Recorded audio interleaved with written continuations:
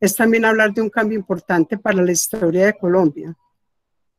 Hace 30 años, el 4 de febrero de 1991, fecha en la que comenzaron las sesiones de la Asamblea Nacional Constituyente, culminaron el 4 de julio y promulgada el 7 de julio del mismo año. Dicha asamblea tenía un objetivo especial: sentar bases para un nuevo acuerdo político en nuestro país. Este aniversario nos permite hacer un análisis sobre lo que significó para Colombia la Carta Fundamental, la Carta Magna o la Norma de Normas, la cual tenía como fin superar un contexto nacional sometido por la violencia, la desigualdad e injusticia social, la fragilidad de un Estado centralizado y la segregación de diversos grupos sociales, económicos y culturales, implementado dentro de un marco jurídico y político un nuevo Estado, el cual sería el Estado Social de Derecho, que nos permitiera a los colombianos construir unas nuevas relaciones con la naturaleza basados en principios y valores como la vida, la prevalencia del interés general sobre el particular, solidaridad, protección de las riquezas culturales y naturales, la participación ciudadana y sobre todo la dignidad humana. Hoy Sintradian Hacienda Pública y sus afiliados tienen el honor de compartir un espacio con el doctor Fabio Villa Rodríguez, quien hiciera parte de la Asamblea Nacional Constituyente, participó por el movimiento estudiantil, por la séptima papeleta y fue el único estudiante elegido miembro de la Asamblea Nacional Constituyente. Se ha desempeñado, entre otros cargos, como concejal de Medellín, presidente y director ejecutivo de la Federación Nacional de Concejales y gerente de la Lotería de Bogotá. Es sociólogo de la Universidad de Antioquia y doctor en Sociología Jurídica. Doctor Fabio Villa, Sintradian Hacienda Pública le da la bienvenida. Y antes de comenzar, pues nos gustaría expresarle nuestro más sincero agradecimiento por la aceptación de participar en este espacio. Pero antes de darle la palabra, le damos la palabra a la compañera Esperanza Victoria Hoyos, miembro de la Junta Directiva Nacional, y a nuestro presidente John Freddy Restrepo. Compañeros. Gracias, Liliana. Buenas tardes, doctor Fabio. Buenas tardes, compañeros. En nombre de la Junta Directiva Nacional, les damos la bienvenida a este evento y la verdad que nos sentimos complacidos con la presencia del doctor Fabio como el único estudiante que pudo participar, que fue elegido para participar en la Asamblea Nacional Constituyente y permitirnos la construcción de una constitución bajo un sueño que todos queríamos, la paz, un sueño de alcanzar la justicia social. Este sea un espacio propicio para que los más grandecitos renovemos ese espíritu constitucionalista y los más jóvenes, sembrar en los más jóvenes la semilla de que sean gestores de cambio y tener conciencia, que tengamos todos conciencia, que este sea el escenario para iniciar la conciencia de que todas las implicaciones que tienen unos principios inculcados en un Estado social de derecho. Bienvenido, compañeros. Doctor Fabio, muchas gracias por su presencia. Gracias, Esperanza. Le doy paso a nuestro presidente John Freddy Restrepo. Bueno, compañeros, buenas tardes. Doctor Fabio. Buenas tardes. De verdad, un placer tenerlo el día de hoy acompañándonos en esta serie de charlas que se vienen desarrollando a lo largo y ancho del país a través de Sintradian. Hoy, pues, el capítulo Medellín ha liderado este proceso en coordinación con la Junta Directiva Nacional. Y bienvenido, no más que desearle a todos muy buena tarde y que sea muy provechosa para todos, para no extenderme y darle la bienvenida nuevamente al doctor Fabio Villa. Y muchas gracias a todos los compañeros asistentes, que en este momento ya vamos subiendo a los casi 100 participantes. Esperamos poder llegar a un grupo más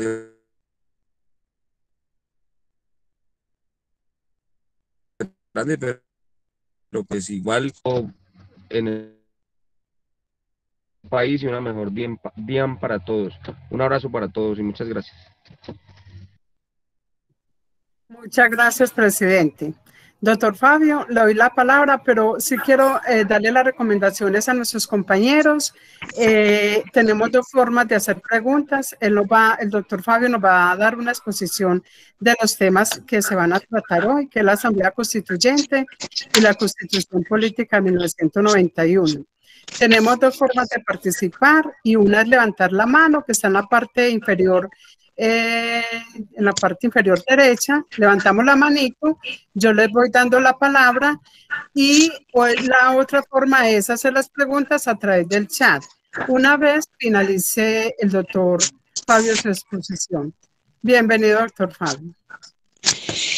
Bueno, lo primero es darles las gracias a Sintradian y darles las gracias especialmente a ustedes, a Liliana, a Esperanza, a John y a Juan Carlos, que también participó en esta convocatoria y en esta invitación. Quiero dar las gracias a todos, además los que con la invitación que se ha hecho el día de hoy han acudido a esta tarde a escuchar y a participar de esta presentación. Lo segundo, pues esta es una bonita tarde en la ciudad de Medellín y yo creo que es un buen momento para que conversemos y compartir con ustedes un poco de lo que hace 30 años fue el inicio de la Asamblea Nacional Constituyente. Como lo dijo Liliana, el 5 de febrero de 1991 instalamos la Asamblea Nacional Constituyente. Y yo quisiera resaltar y hablar en esta primera presentación, para luego dar paso a todas las preguntas que ustedes tengan, de dos asuntos. El primero, un asunto que ya 30 años después la gente tiende a olvidar, pero que yo creo que es un asunto vital de lo que fue la Asamblea Nacional Constituyente, que es el proceso constituyente. ¿Cómo llegamos a una asamblea de las características que tuvo la Asamblea de 1991 y cómo se desarrolló el proceso dentro de la Asamblea? Y la segunda parte, pues hablar un poco de la Constitución del 91, es decir, del resultado de ese proceso. En relación con lo primero, hay que decir que 1990 es como el año de cierre de una década especialmente difícil para el país, la década del 80. Como dijo ahora Liliana o Esperanza, los mayorcitos recordamos que en esa época estábamos viviendo lo que se llamó la época del narcoterrorismo. Estuvimos viviendo una década en la cual sucedieron una serie de acontecimientos, unos que presagiaban posibilidades para el país y otros muy dolorosos. Quiero resaltar algunos. En el año 84 y el año 85 se iniciaron una serie de procesos de paz con varias organizaciones, entre ellas el M-19 y el Ejército Popular de Liberación. Miembros ambos de lo que en ese momento se conocía como la Coordinadora Nacional Guerrillera. No hubo un consenso en la Coordinadora Guerrillera sobre ese proceso. Fueron unos procesos que trataron de hacerse un poco a la fuerza y fueron procesos que terminaron mal. Fueron procesos que terminaron en confrontación militar abierta entre el Ejército Nacional y las organizaciones que intentaron hacer el proceso de paz con el gobierno. Fueron varios los miembros de las dos guerrillas que fueron asesinados siendo líderes de los procesos de paz. Pero además, en ese año 1985 sucedió el desastre natural de Armero. En ese año de 1985, 1986 y prácticamente toda esa década, en Colombia hubo una serie de masacres supremamente graves, y en esa época también el tema de la extradición decretada por el presidente Barco después del asesinato de el ministro Rodrigo Lara en las calles de Bogotá el 30 de abril de 1984, se generó un ambiente en el país supremamente difícil. El uso de la extradición llevó a que los grupos de narcotraficantes, y muy especialmente los liderados en Antioquia por Pablo Escobar, y en el Valle por los hermanos Rodríguez Orejuela, en la costa por una serie de capos del narcotráfico también, y en Bogotá por Gonzalo Rodríguez Gacha en Cundinamarca, pues llevaron a que el enfrentamiento subiera de tono y hubiera una cantidad de hechos ya masivos de tipo terrorista, como bombas en aeropuertos, en aviones, en las instalaciones del DAS, explotaron un bus, asesinaron a un grupo muy grande de líderes y de dirigentes de las organizaciones que estaban vinculadas con el narcotráfico, pero además también como una de las consecuencias de lo que había pasado con ese intento de paz del 84 y el 85, había surgido una organización que también para los mayores pues lo recordarán, una organización que era la Unión Patriótica por un lado, el Frente Popular por el otro y el Movimiento a Luchar por otro lado, organizaciones políticas que intentaban abrirse paso dentro de una democracia supremamente restringida. Lo que hay que decir es que miles de miembros de esas organizaciones y especialmente de la Unión Patriótica fueron asesinados en esa década, en esa mitad de la década del 85 al 90. Pues se conoce muy bien ya las condenas que han habido a nivel internacional contra el Estado colombiano por esa masacre de la que fue víctima la Unión Patriótica, pero no solamente fueron ellos, fueron muchas las organizaciones sociales que en esa época vieron asesinados a sus líderes, entre ellas muchas organizaciones sindicales a lo largo y ancho del país. Y bueno, llegó el final de la década del 80 y no fue menos luctuosa. En primer lugar, pues a finales del 87 asesinaron en Cundinamarca a un precandidato a la presidencia de la República, que era un gran abogado, un gran hombre, un gran ser humano además, también venido del mundo sindical, de los jueces, que era el doctor Jaime Pardo Leal. Y en el año 89 asesinan a dos de los más connotados líderes de la izquierda, que en ese momento venían de procesos distintos: Bernardo Jaramillo Osa, candidato presidencial de la Unión Patriótica, y Carlos Pizarro León Gómez, candidato salido del acuerdo de paz que se había logrado firmar ese año con la guerrilla del M-19 después del fracaso de las conversaciones del 84 y el 85. Y en el año 1990 pues cerramos esta década con el asesinato de Luis Carlos Galán. Luis Carlos Galán, un líder del movimiento del Partido Liberal, un líder que había estado, digamos, por fuera de las estructuras liberales, pero que había vuelto con la idea de participar de una consulta en el Partido Liberal para escoger candidato a la presidencia de la República.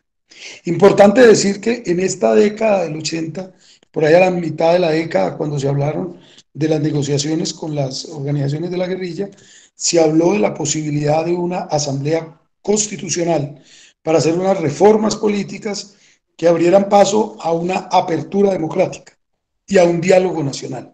Especialmente recuerdo en esa época a Oscar William Calvo, Ocampo, líder y vocero del PSML y el EPL en esa época, que promovió esa alternativa. Entonces, por un lado estaban unas fuerzas que estaban pensando en la paz, que estaban pensando en reformas políticas, que estaban pensando en la posibilidad de cambiar desde el diálogo y desde la concertación al país, y por el otro lado había unas fuerzas dedicadas a la guerra, entre ellas pues varias organizaciones de la guerrilla, varias organizaciones de narcotraficantes, algunas de los liderazgos de la misma fuerza pública estaban participando de una guerra sucia absolutamente brutal en distintas regiones del país, y habían nacido en esa época pues los primeros grupos de autodefensa, en su época paramilitares, que configuraron fuerzas cercanas a fuerzas del Estado, desgraciadamente. Tuvieron comprobadas conexiones con algunos mandos de las fuerzas militares, exterminaron campesinos y líderes sociales y líderes sindicales y políticos en muchas regiones del país, en casos que ya no solamente están documentados, sino que han sido condenados por tribunales internos y por tribunales externos. En esas condiciones, pues el país llega como al final de la década del 80 a unas negociaciones de paz con el M-19, como lo decía, y al principio de unas negociaciones de paz con el Ejército Popular de Liberación. Esas negociaciones de paz con el M-19 tuvieron graves dificultades, porque las posibilidades de llegar a un acuerdo pasaban por una serie de reformas que debían ser aprobadas en el Congreso de la República y por un indulto general para los líderes del M-19. Esas dos cosas fueron negadas en el Congreso de Colombia. El Congreso de la República las negó y realmente generó como un embudo, donde a pesar de que ya se había dado como todo el proceso de la negociación, pues no había forma como de dar el salto para poder salir del proceso de paz a la democracia, con unas reformas y con unos guerrilleros pues indultados. Estoy hablando de una época en la cual la paz era un anhelo nacional. Estoy hablando de una época en la cual la mayoría de los actores de la política colombiana creíamos que la paz era una necesidad para el país. Estoy hablando de una época en la cual la gente veía las posibilidades de esos guerrilleros venidos a la política y venidos a la democracia como un aporte de quienes estaban haciendo esas conversaciones, y no con el nivel de polarización y de estigmatización que hoy se ve a quienes han hecho o son parte de los procesos de negociación con la guerrilla. Pero bueno, el punto es que en ese momento se llegó a unos acuerdos. Esos acuerdos debían ir a ser aprobados por el Congreso los niega, se arma, como lo digo, una especie de embudo, pero además eso se da en un momento en el cual sucede el asesinato de 4 ya candidatos a la presidencia de la República. Se da también en el momento en que están en plena, en su momento más álgido, los fenómenos del narcoterrorismo, las bombas puestas por el narcotráfico, la bomba en el avión de Avianca fue en esos días, las bombas en los centros comerciales de Bogotá, y todos sabemos que no es lo mismo que suceda algo en la selva del Chocó, o en la selva del Putumayo, o en la selva del Catatumbo, a que suceda algo en las calles de Bogotá. Y eso era lo que estaba pasando, que las calles de Bogotá, y además pues con una guerra que había entre los propios narcos, muchas de las capitales del país estaban siendo prácticamente bombardeadas por estas guerras entre el narcotráfico y del narcotráfico con el Estado. Allí nace un movimiento muy particular. Yo lo recuerdo con mucho cariño, tengo realmente una apreciación que va más allá de la política, desde el corazón, que es el movimiento estudiantil por la constituyente. En esa época yo venía, y perdonen que hable en primera persona, pero esto es parte como del relato que quiero hacerles. Yo venía de ser líder estudiantil pues varios años ya, a pesar de lo joven, ya llevaba más de 10 años siendo líder estudiantil, y en ese momento estaba en la Universidad Nacional de Colombia. Escuchamos que había un movimiento que estaba saliendo de la Universidad Javeriana y al cual estaban convocados distintos líderes de las universidades privadas de Bogotá, y estaban convocando a una marcha que se llamaba la Marcha del Silencio, que iba a salir desde la Javeriana, iba a llegar hasta la Plaza de Bolívar. Tomamos la decisión los de la Nacional, quiero decirlo con absoluta franqueza, sin ser invitados, de ir a la marcha. Y salimos por toda la calle 45 de Bogotá con la idea de llegar hasta la Javeriana en un movimiento realmente muy ordenado, muy distinto a lo que normalmente pasaba en la Universidad Nacional. Salimos miles y miles de estudiantes de la Universidad Nacional y llegamos al final de la marcha que ya había salido hacía más de una hora de la Universidad Javeriana, pero que estaba recorriendo las calles de Bogotá por la carrera séptima. Nos unimos en esa marcha, llegamos hasta la Plaza de Bolívar, ese día no hubo enfrentamientos con la policía, terminó la marcha en silencio, nosotros gritamos unas consignas al final, pero quiero decir que respetamos el espíritu pacífico de la marcha. Llegamos al final y de allí salieron una serie de conversaciones entre líderes de las universidades privadas y los que íbamos en ese momento de la universidad pública, especialmente de la Universidad Nacional y de la Universidad Distrital y alguna gente que había llegado también de la Universidad Pedagógica. Nuestro acercamiento fue para convocarnos a una reunión. Nos vimos en una reunión en la Universidad Externado de Colombia, después hicimos alguna reunión en los Andes y otra en la Distrital y fuimos también a la Universidad Nacional y a la Javeriana y allí salieron pues unas ideas más o menos claras en el sentido de que Colombia necesitaba una reforma política, una reforma al sistema político. Y ese acuerdo entre estudiantes de las universidades públicas y privadas, pues nos fue llevando a la idea de que había que hacer una convocatoria a una Asamblea Nacional Constituyente. Digamos que eso fue como el principio de ese proceso de conversación entre estudiantes.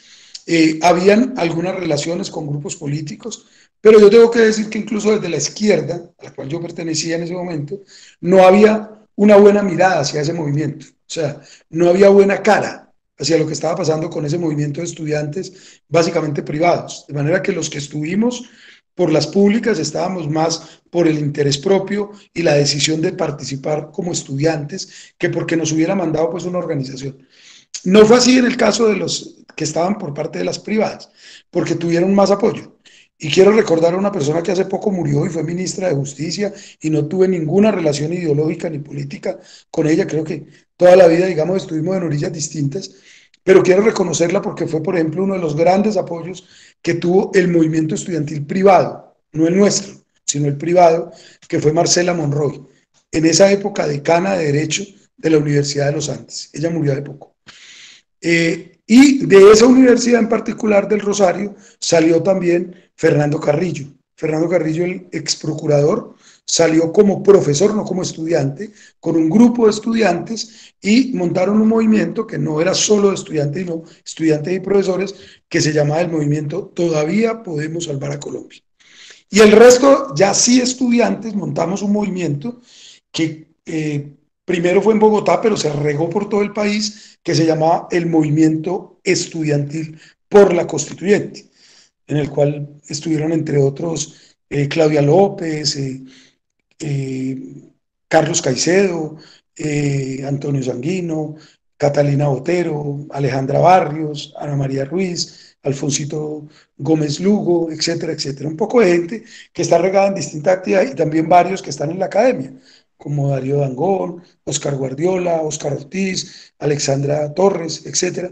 Y quiero decir, porque además es la vida de lo que hoy estamos haciendo cada uno, todos teníamos opiniones políticas, ideológicas y historias de vida completamente distintas.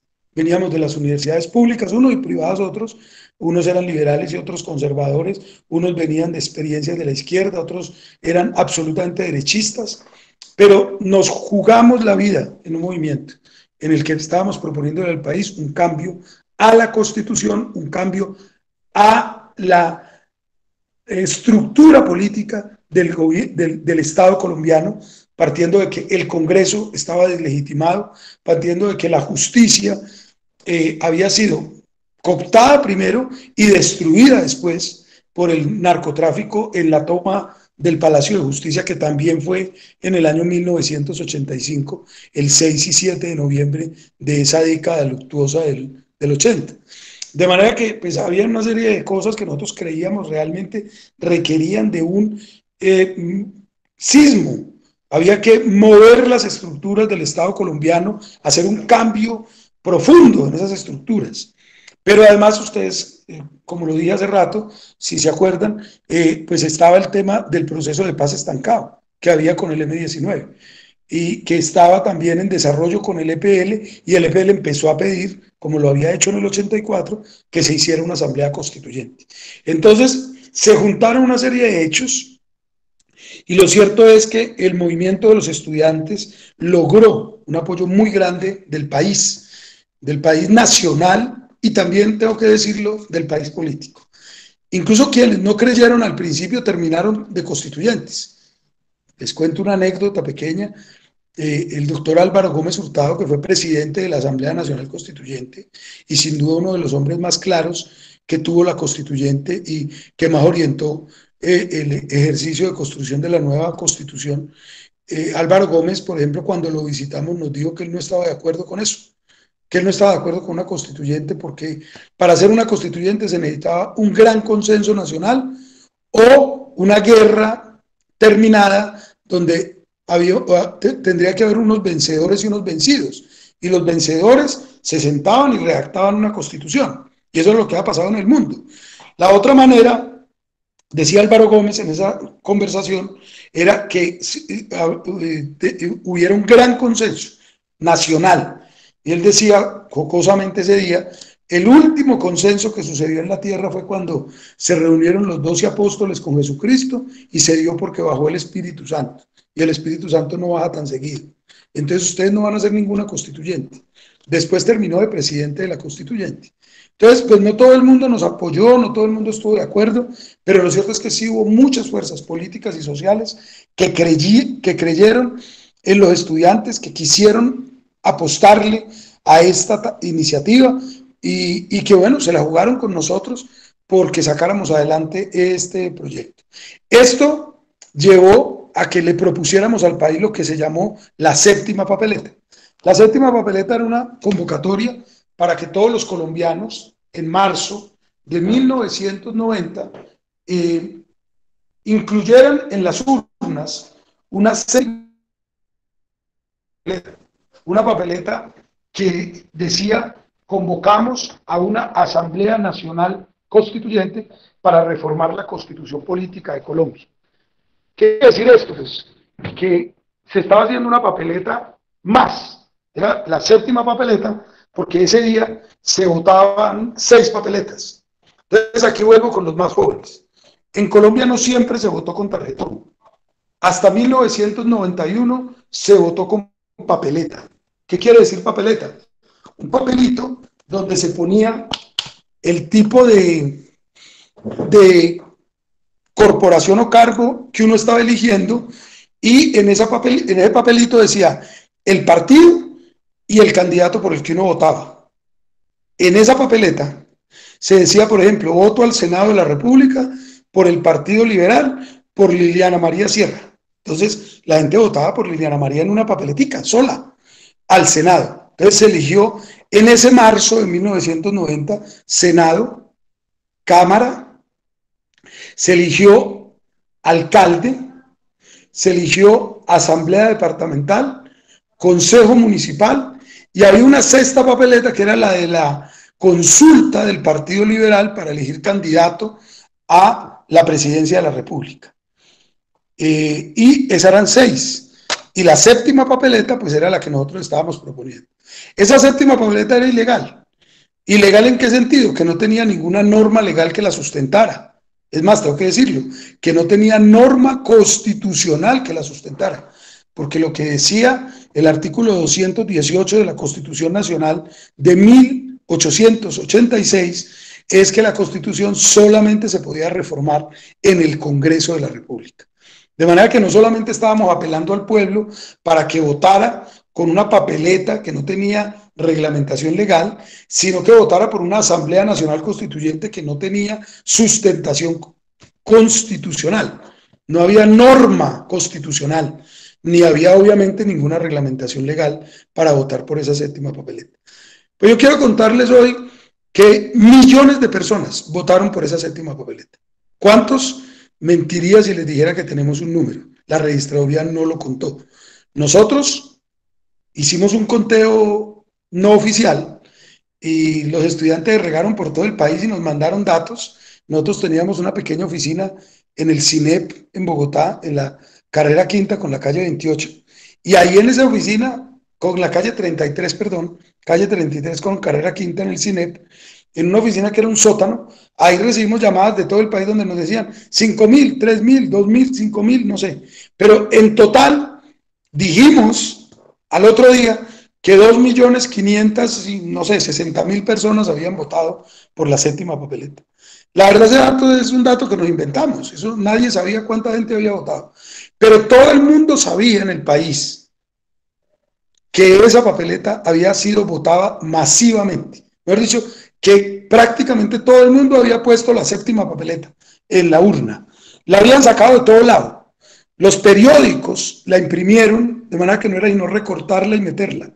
Los partidos también lo hicieron. Los candidatos, para vender sus nombres, decían, vote por mí y vote por la séptima papeleta. La gente, mucha, seguramente ni sabía, pero hubo una gran difusión de la papeleta. Los estudiantes de todas las universidades de Colombia, desde el Amazonas, la Universidad del Amazonas, hasta la Universidad de La Guajira, todos los estudiantes de Colombia participaron de este proceso.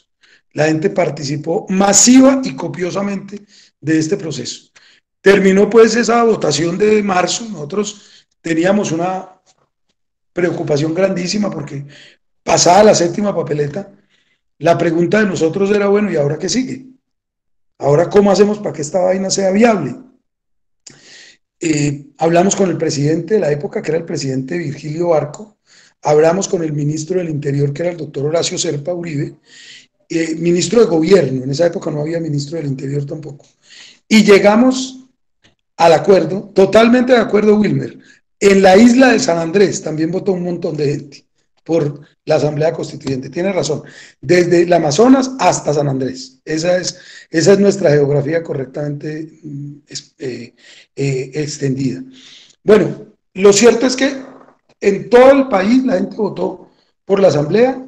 Salimos de esta votación de la séptima papeleta con la preocupación de cómo vamos a hacer entonces para que esta vaina se vuelva pues real, que ahora teníamos una decisión popular sin ningún sustento legal.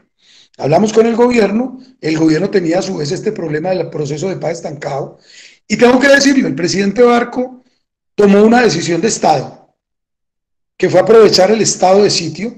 Colombia venía hacía 25 años prácticamente en estado de sitio permanente, y el estado de sitio siempre había servido, era para reprimir y para, pues, como se dice vulgarmente, jodernos a los colombianos, pero esta vez el estado de sitio se utilizó para algo bueno.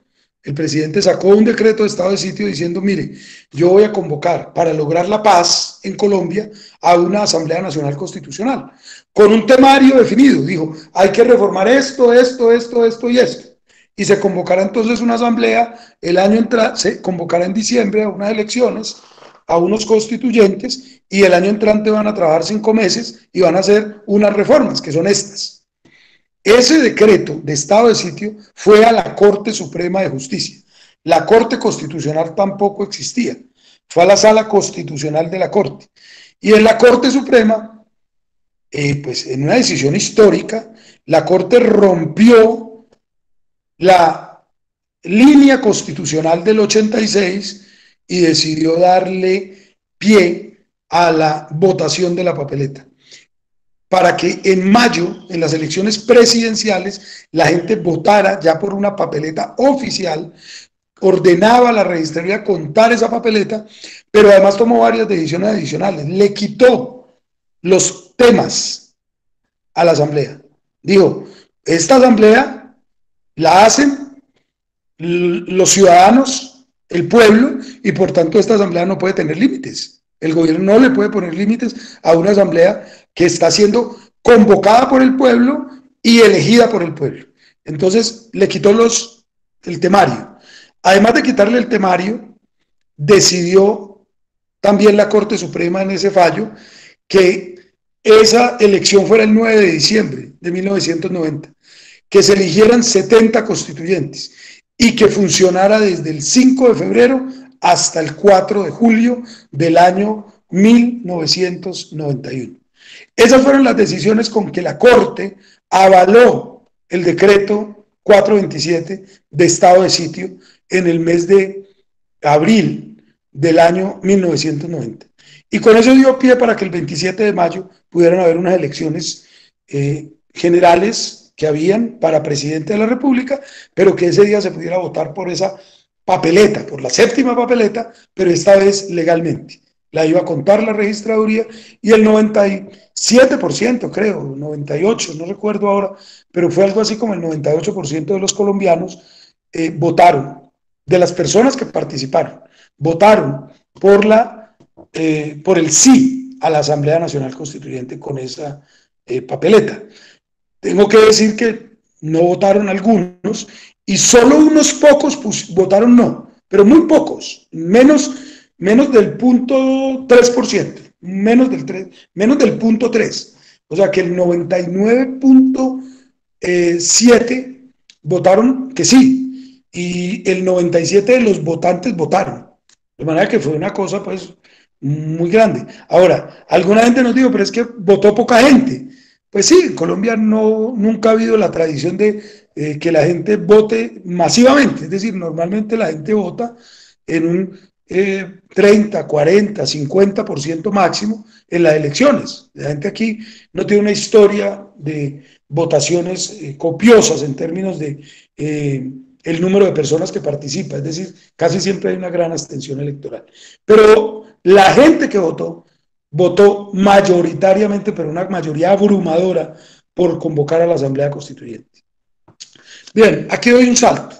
Entonces, el 9 de diciembre de 1990 se hacen las elecciones, llegamos 70 constituyentes a la Asamblea, 25 del Partido Liberal en distintas listas, 19 del Movimiento 19 de Abril, de la Alianza Democrática M19, que era una combinación de fuerzas políticas convocadas por el M19, 19 de Alianza Democrática M19, 11 del Movimiento de Salvación Nacional encabezado por Álvaro Gómez Hurtado, 5 del Partido Conservador encabezado por Misael Pastrana, expresidente de la República, que fue miembro de la Asamblea Constituyente, 2 de la Unión Patriótica, 2 cristianos, 2 indígenas, 2 más del Partido Conservador que llegaron de Antioquia, Juan Gómez y Hernando Londoño, 2 más del Partido Conservador que llegaron por el Valle del Cauca, Armando Holguín y Rodrigo Lloreda. Y bueno, eso, digamos, fue como la composición de la Asamblea. La Asamblea realmente era una asamblea donde habían empresarios, donde había sindicalistas, donde había gente de los partidos tradicionales. Acuérdense que hasta ese año lo que había en Colombia era bipartidismo. Entonces había una representación de los partidos tradicionales, pero ni siquiera eran la mayoría. Partido Liberal y el Partido Conservador, incluso con los conservadores independientes y con todos los liberales que llegaron solos, no eran la mayoría. De los 70 constituyentes, ellos representaban 34, 33 constituyentes, 34, pero realmente la fuerza mayoritaria en la Asamblea éramos los independientes, venidos de todas las extracciones. Incluso estuvo, si aquí algunos recuerdan, estuvo hasta Francisco Maturana, que fue miembro de la lista de la Alianza Democrática M19, estuvo la poetisa María Mercedes Carranza, estuvo también gente como José María Velasco Guerrero, que había sido miembro de la Corte Suprema, estuvo pues Misael Pastrana, presidente, estuvo en el Partido Liberal, hubo varias vertientes, pero digamos los 3 líderes del Partido Liberal allá eran Carlos Lemos Simons, que representaba como la derecha liberal, Horacio Serpa Uribe y Jaime Castro, los 3 líderes, digamos, de las 3 vertientes liberales, pero había gente tan prominente como Alfonso Palacios Rudas, que había sido presidente del Banco de la República, ministro de Hacienda, un hombre que sabía mucho de economía. Y bueno, allá hubo de todo. Lo cierto es que la constituyente entonces, elegida en 1900, el 9 de diciembre, arranca a sesionar el 5 de febrero y entre sus primeras decisiones después de unos discursos de apertura de todos los constituyentes, de cómo veían la Constitución, después de que hubo mesas de trabajo en todo el país, que llegaron propuestas de todos los mesas de trabajo, gobernaciones, alcaldías, consejos, sindicatos, organizaciones populares, sociales, empresarios, allá llegaron propuestas de todo. Yo alcancé a hablar alguna vez con Manuel José Cepeda, que no era constituyente, después fue magistrado de la Corte Constitucional, y Manuel José, que fue la persona que se encargó de la sistematización de las propuestas ciudadanas, me decían que habían llegado alrededor de 100.000 propuestas a la Asamblea Nacional Constituyente que fueron sistematizadas para que los constituyentes tuviéramos información de primera mano sobre lo que la gente había propuesto. Y habían propuestas completas de constitución. Creo que fueron 33, 32 propuestas de constitución completas que fueron hechas por el gobierno UNA, por el Partido Liberal, por la Alianza Democrática M19, pero también llegó alguna propuesta de constitución completa de alguna universidad del país. Es decir, llegaron una serie de propuestas de constitución. La Asamblea Constituyente, dentro de sus primeras decisiones, aceptó a 2 constituyentes más por el proceso de paz que se estaba haciendo con el Ejército Popular de Liberación. Los comandantes del EPL entregaron sus armas a la Asamblea Constituyente. Bernardo Gutiérrez, Darío Mejía y algunos otros de los líderes del EPL fueron hasta el centro de convenciones Gonzalo Jiménez de Quesada y entregaron allí su arma, y el resto de combatientes lo hicieron en los campamentos que ellos tenían a lo largo y ancho del país.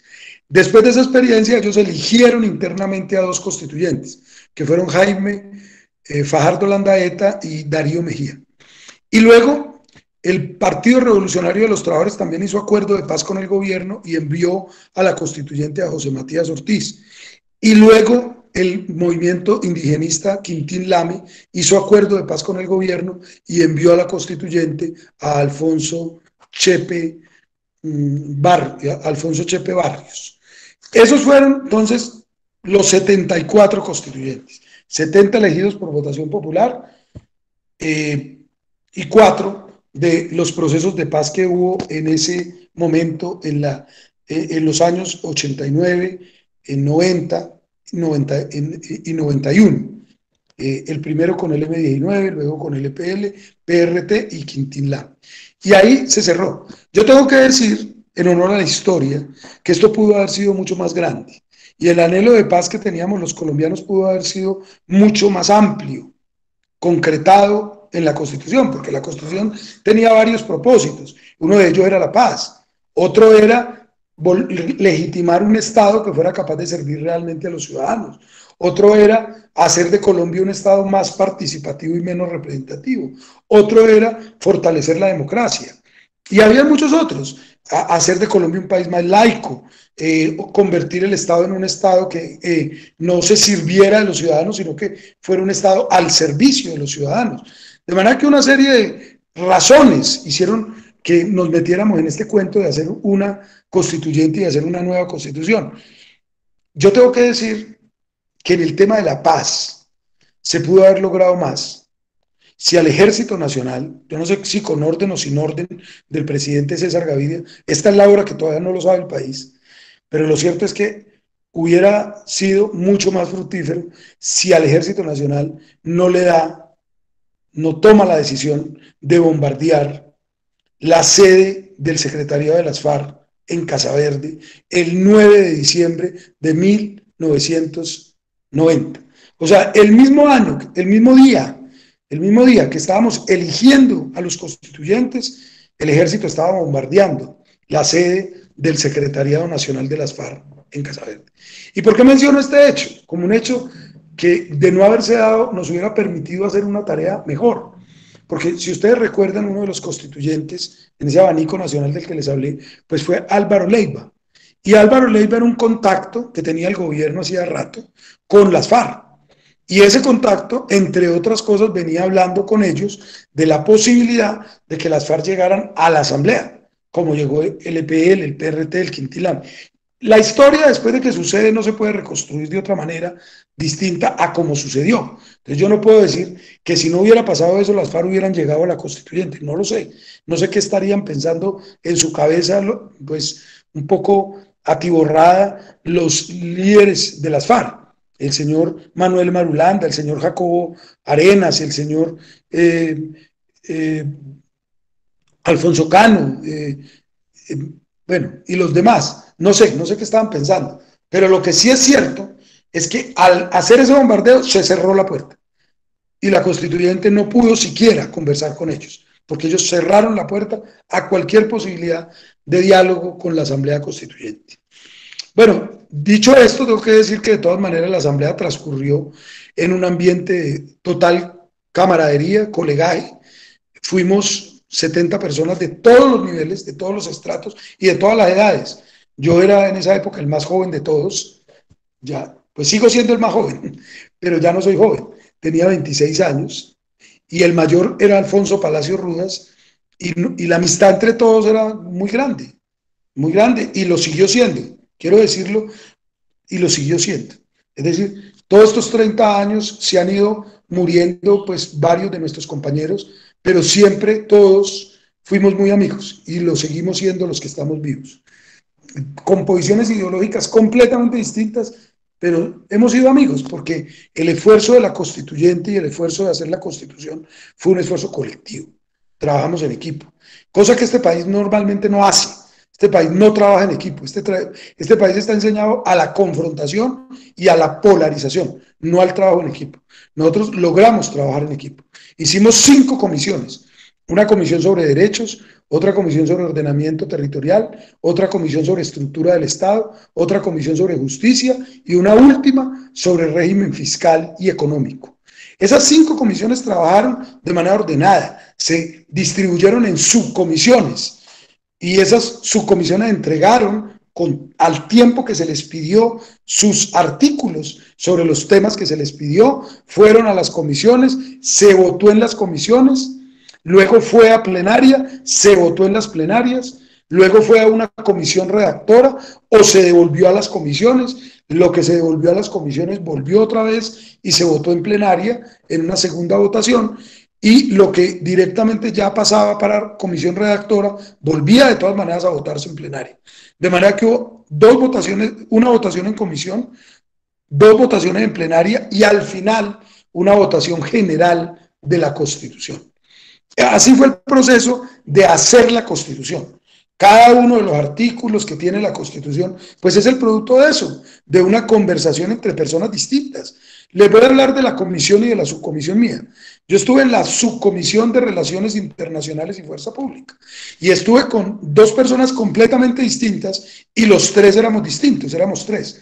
El señor Miguel Santamaría Dávila, conservador ortodoxo, el señor Alfredo Vázquez Carrizosa, ex canciller de la República y prácticamente miembro y líder del Partido Comunista Colombiano desde la época de los años 30, y yo, un estudiante joven con 2 personas ancianas, sobre todo Alfredo Vázquez tenía más de 80 años y Miguel Santamaría tenía más de 70, 2 personas muy mayores, yo con 26 años, nos sentamos a hablar.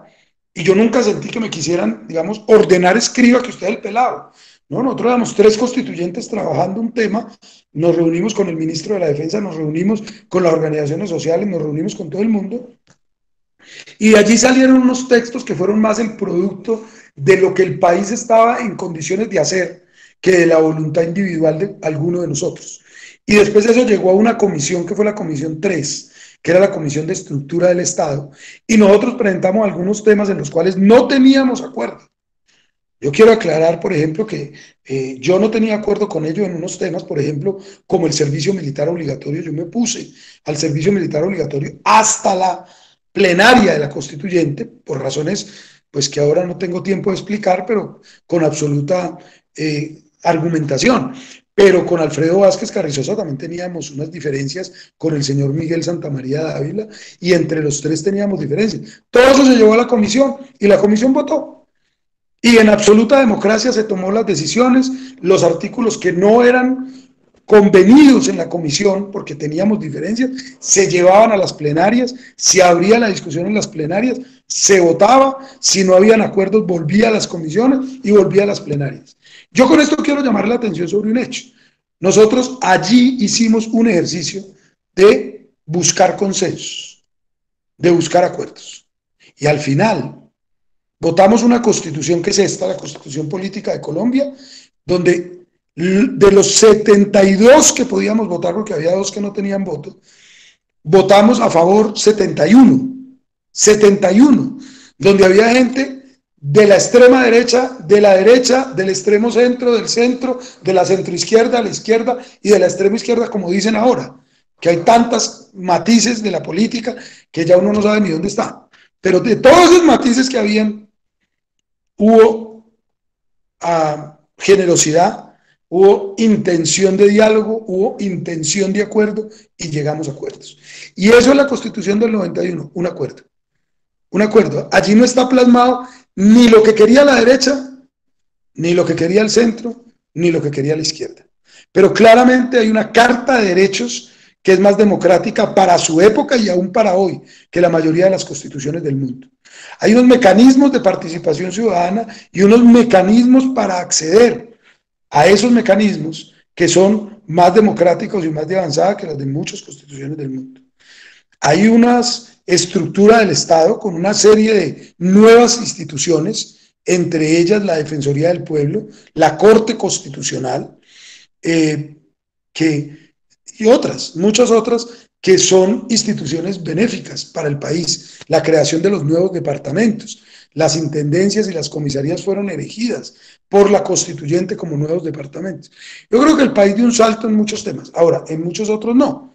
Y también hay que decir, bueno, y sobre esos que no, yo quiero hacer una reflexión corta, por ejemplo, en el régimen económico. El régimen económico de Colombia sigue siendo un régimen económico supremamente excluyente y concentrado, donde a pesar de que se prohíben los oligopolios en Colombia en vez de desaparecer, han crecido, se han vuelto más fuertes. Y hoy hay unos oligopolios en Colombia como el Grupo Sarmiento Angulo, como el Grupo Santo Domingo, etcétera, que son dueños monopólicos de cada uno de una parte del país, llegando a concentrar más o menos el 70 o 75% de la riqueza nacional. Y al igual que eso, pues también tengo que decir temas como en ese que yo estuve, de la fuerza pública, pues en medio de la guerra, pues de tomar decisiones que cambiaran la estructura de la fuerza pública no es fácil. Y en ese sentido, pues la estructura de la fuerza pública siguió siendo una fuerza pública más para la guerra que para la paz. Pero se lograron cosas en materia de relaciones internacionales, la doble nacionalidad, la integración latinoamericana, la necesidad, etcétera, etcétera. Pero también tengo que decir que después de la Constitución hay una serie de temas de la Constituyente del 91 que retrocedieron, como es el caso de la distribución de recursos y competencias entre la nación y las entidades territoriales, en lo que se, digamos, llamémoslo así genéricamente, es el Sistema General de Participaciones. Eso es un adefesio que dio al traste con todo lo que habíamos logrado con los artículos 356 y 357 de la Constitución Nacional. La reelección presidencial fue un retroceso que generó un daño importante al equilibrio de los poderes públicos, aunque no logró, digamos, su finalidad última, que era lograr la segunda reelección que propuso el presidente Uribe, que con eso pues hubiéramos desequilibrado completamente el aparato público colombiano, la estructura del Estado colombiano, independiente de las personas. Con 3 periodos presidenciales, pues se rompe completamente el equilibrio, que además con 2 ya está roto. Si ustedes miran pues cómo están hoy los órganos de control y las cortes, se dan cuenta del poder enorme que tiene un presidente en 2, en 3, y ya pues aquí han habido varios periodos y eso va generando una monopolización de sectores que no son sectores que propiamente correspondan al Ejecutivo. La misma estructura presidencialista no fue posible romperla en la Constituyente. O sea, fueron temas en los cuales dimos discusiones muy álgidas. Yo defendí, por ejemplo, la idea de un Congreso unicameral, mucho más pequeño, pero mucho más fuerte, donde hubiera prácticamente un semiparlamentarismo en Colombia. esa idea pues no pudimos sacarla adelante, la defendí con Álvaro Echeverri Uriburu y con varios otros constituyentes. Con Orlando Falsborda, con Eduardo Verano y otros constituyentes defendimos la regionalización de Colombia. Tampoco lo logramos. Nos ganaron los departamentalistas y nos ganaron los que querían que los feudos locales se mantuvieran. No es fácil, pero además, pasada la constituyente, vino lo que se llamó la Comisión Especial Legislativa. Allí se tomaron una serie de decisiones. Fue una comisión que se dio a la Asamblea Constituyente para que se hiciera como una especie de negociación entre la Asamblea y el gobierno para poder disolver el Congreso Nacional, que tampoco sirvió para nada, porque disolvimos el Congreso, pero inhabilitamos a los constituyentes para ser congresistas.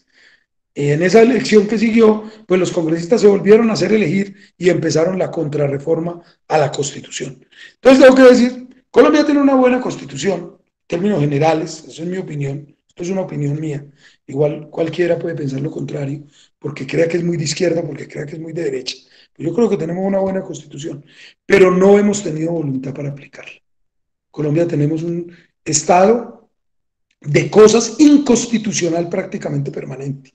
Lo ha dicho la Corte Constitucional en muchos temas. Tenemos un estado de cosas inconstitucionales, es decir, tenemos una constitución que dice una cosa y una realidad que dice otra cosa completamente distintas. Los casi 5 millones de tutelas que se han puesto para proteger derechos fundamentales lo demuestran. Que la gente tenga que entutelar para que se le entregue una medicina o para que se le atienda en un hospital o para que se le deje a un muchacho el desarrollo de su libre personalidad, etcétera, etcétera, pues demuestra que tenemos una constitución que dice una cosa y una realidad que dice otra cosa. Eso se llama estado de cosas inconstitucional y está descrito y sentenciado en varios fallos por la Corte Suprema de Justicia en sentencias muy importantes. Entonces, pues decir simplemente que hicimos un proceso, que yo creo que fue un muy buen proceso, que debería ser ejemplo para el país de cómo se debe conversar y decidir entre distintos. Creo que el ejercicio de la Constitución fue un ejercicio hecho con rigor, con un trabajo juicioso, ordenado, y donde se demostró que pueden salir normas acordadas, que posiblemente no le den gusto a todo el mundo o no le den gusto a nadie, pero que puedan ser normas que sean aceptadas consensuadamente por todos los que participan. Y finalmente, y no impuestas, como se acostumbra en este país, y finalmente, pues tenemos 30 años en los que ya podemos evaluar más o menos qué ha pasado y pues un poco la conclusión a la que muchos académicos y también nosotros hemos llegado es que hay muchas cosas de la Constitución por hacer realidad, por convertir en realidad. Y también hay cosas de la Constitución que pueden mejorarse, como el tema de la justicia o el tema de la economía, pero evidentemente se necesita de una voluntad política nacional para poder tocar la Constitución sin hacerle daño.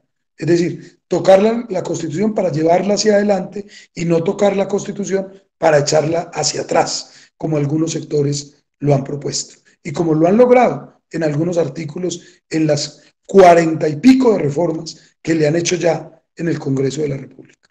Muchas gracias, Liliana. Pues esta era como la presentación que quería hacer esta tarde y pues quedo aquí disponible para todas las preguntas que ustedes tengan. Muchas gracias, doctor Fabio. Bueno, entonces damos inicio al espacio de preguntas. Tenemos dos formas de hacerlo, a través del chat o levantar la manito. En este momento está Juliana Pérez. Juliana, por favor, abre tu micrófono para hacer la pregunta.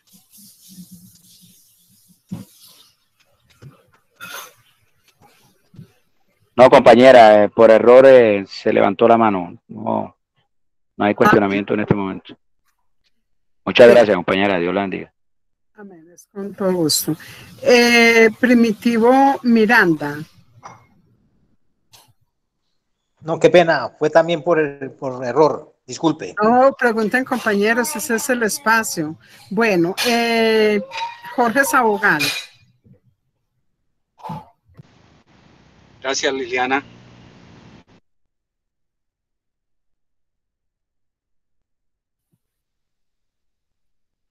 Jorge.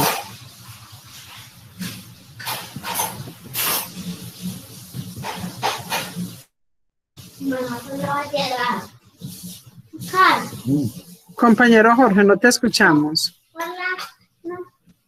No se te escucha.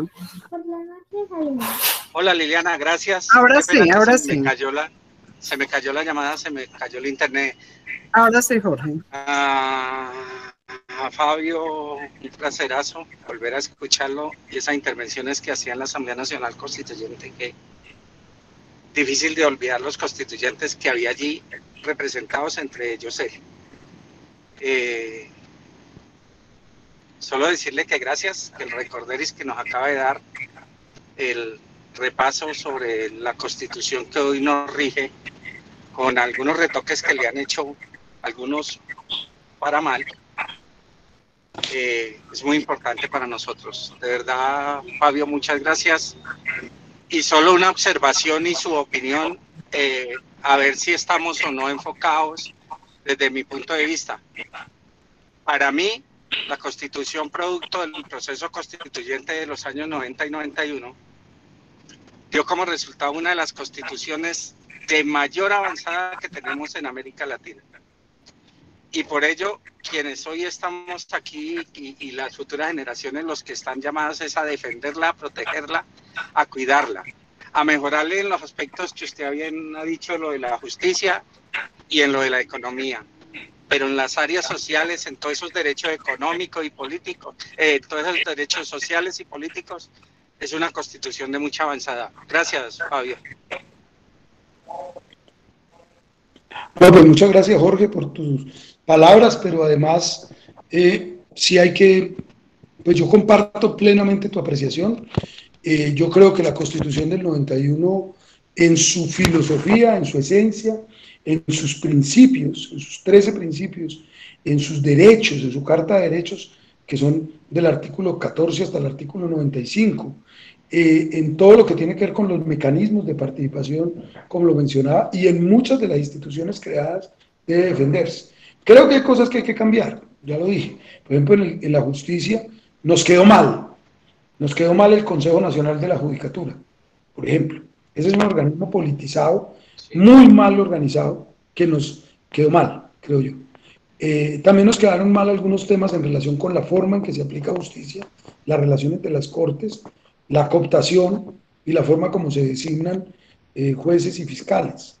Yo creo que ahí hay cosas que mejorar. La protección de los trabajadores hay que mejorarla, y todo lo que tiene que ver con el régimen económico. Yo creo que hay que generar mecanismos de democratización más claros del país, pero definitivamente las constituciones no gobiernan. Las constituciones son cartas de navegación, pero quien gobierna es como quien conduce un barco, finalmente es el capitán, y en este caso es el gobierno. Entonces, lo que nos ha pasado a nosotros con la Constitución del 91 es que hemos tenido poca voluntad política para desarrollar la Constitución, primero, y para... ¿Quiénes añoran la Constitución del 86? Sí, hay gente que sigue viviendo en la Constitución del 86. No solo la añoran, la viven. Y no solo la viven, sino que le han hecho reformas a la Constitución del 91 con ese propósito, que vuelva el sentido de la Constitución del 86. Muchas gracias, Jorge. Vale, Fabio, gracias a usted. Gracias, Jorge. Tiene la palabra el compañero Alexander Roldán Londoño. Don Fabio, ¿cómo le va? Muy buena la exposición. Yo lo que quiero opinar es que, por ejemplo, la constituyente que se hizo fue en el tiempo muy buena, o sea, en el papel, pero como dice el amigo Sabogal, en la parte social se abandonó mucho las regiones más pobres, o sea, lo que llaman los departamentos especiales, como Guainía, Putumayo, Guaupés, todo eso, y lo que es San Andrés. Y todavía existe el abandono muy grande con esas regiones, con el Chocó. O sea, yo digo que la Constitución se debería volver a repetir, pero tener en cuenta primero esos estados tan pobres, los departamentos más pobres de Colombia.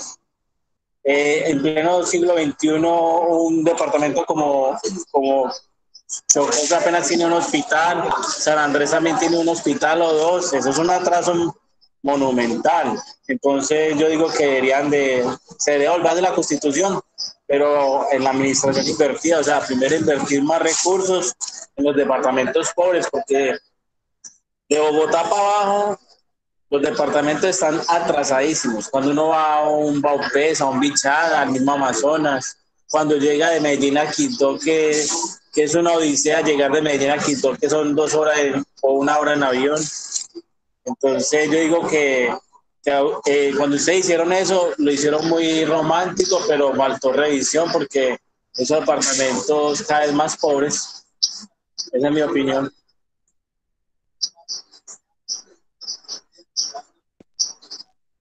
¿Cómo quieres que hagamos, Liliana? ¿Hablamos uno por uno o hablamos varios y como tú quieras? Usted me dice, doctor Fabio, como usted desee. Bueno, Porque vamos. tenemos, ¿cuántas personas? 1, 2, 3, 4, 5, en el chat Wilmer está hablando.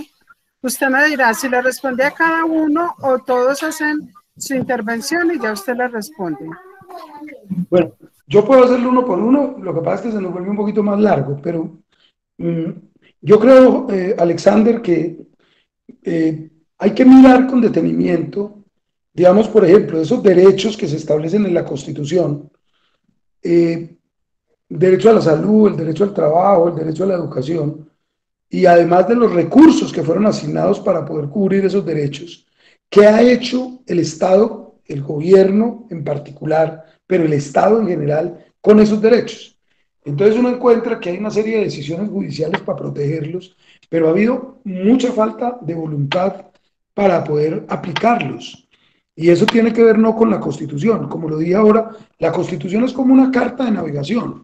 La Constitución dice por dónde hay que coger, pero finalmente el que mueve el timón es el capitán del barco, es el gobierno. El gobierno es quien dice, vamos a invertir estos recursos acá o vamos a invertir estos recursos allá. Y digo que esto no solamente tiene que ver con el gobierno y no con el Estado, porque cuando se han hecho reformas constitucionales como esa de la que hablé, del Sistema General de Participaciones, se le quitó la plata a los departamentos y a los municipios del país. Te voy a poner en términos numéricos el tema. Nosotros en la Constituyente definimos que las transferencias a las entidades territoriales para cubrir las necesidades sociales, es decir, la salud, la educación, el agua potable, la recreación, el deporte, el saneamiento básico, esa bolsa de recursos debía llegar hasta el 46% a través del situado fiscal y los ingresos corrientes de la nación. La participación en los ingresos corrientes de la nación por parte de los municipios, 22% debía repartirse entre los departamentos y 24% debía llegarse la participación en los ingresos corrientes de la nación de los municipios. Eso va a un 46%. En el gobierno del presidente Pastrana se presentó una reforma constitucional y se creó el Sistema General de Participaciones y esos recursos fueron frenados. O sea, el crecimiento que tenía que tener esa entrega de recursos a los territorios se frenó. Y luego llegó el presidente Uribe, presentó una primera reforma constitucional cuando se venció la de Pastrana, porque la de Pastrana era transitoria, era solo por 8 años. Uribe la prorrogó por 7 años más y después presentó una segunda, un proyecto de acto legislativo con una tercera reforma sobre el mismo tema en el que volvió permanente el Sistema General de Participaciones con la fórmula que había presentado Pastrana, modificada pues muy poquito por el gobierno de Uribe. Entre esos dos gobiernos frenaron los recursos de transferencia a los territorios, de manera que hoy, en el año 1991, o sea, 30 años después, tenemos 2 puntos menos de transferencia a las entidades territoriales de lo que teníamos en 1991. O sea, esto es absurdo. 2021 tenemos 2 puntos menos de participación en los ingresos corrientes de la nación, de los municipios y de los departamentos, cuando el objetivo era llevarlo desde los 26% donde estaba hasta el 46%. Hoy estamos en el 23-24%. O sea, en vez de crecer en 30 años, hemos disminuido gracias a esas reformas constitucionales. Esto ya es una decisión de Estado, porque aquí participó no solamente el gobierno, sino también el Congreso. Y entonces se hizo una reforma a la Constitución. Y eso tiene que ver con esos derechos sociales y con esa inversión de recursos de la que tú estás hablando. Entonces, por ejemplo, aquí se dijo que debía haber universalidad, cobertura, prestación con calidad del servicio de la salud. Eso fue en el año 91, pero en el año 94 aprobaron en el Congreso de la República, cuando Álvaro Uribe era senador de la República, con ponencia de él, en la ley 100. Y en la ley 100 decidieron que el sistema era un sistema básicamente como el chileno, con intermediación financiera, y la plata se queda en las EPS y no llega a los hospitales, y no llega a los usuarios de la salud. Se cambió el sistema de oferta de servicios de salud por un sistema de demanda en el sistema de salud. Eso no dice la Constitución, eso lo hicieron en una ley de la República. Y lo mismo pasó con el tema laboral. La Constitución habla de derecho al trabajo y habla de trabajo digno, pero hicieron la ley 50, hicieron la ley 60 y pauperizaron el trabajo en Colombia.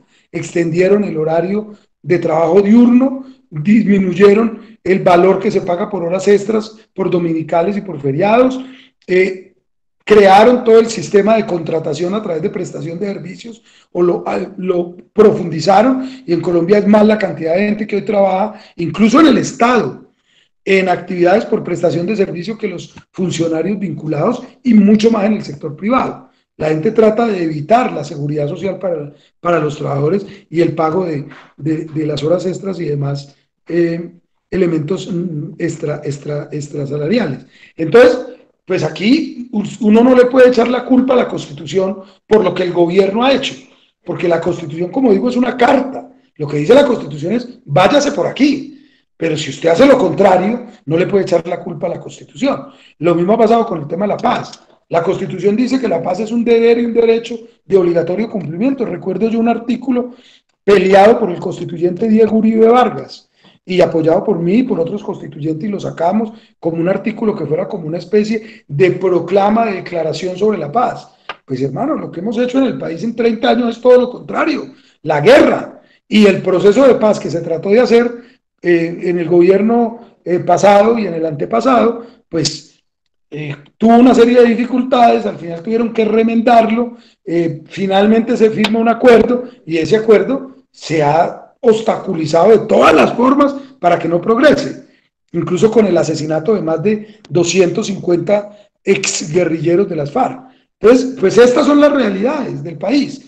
Vivimos un añito, recuerdo yo, hace 3 años, o sí, 3 años, un añito, donde en el hospital militar no había ni un paciente, donde no había, por producto de combate, ni un muerto, donde no había asesinato de líderes sociales, ni de líderes sindicales, ni de organizaciones, ni de derechos humanos durante varios meses. Y hoy estamos con la cifra más alta de la última década, en este momento. Entonces, pues uno no puede indilgarle a la Constitución lo que hacen los gobiernos. Y además ni siquiera solo los gobiernos, sino el Estado.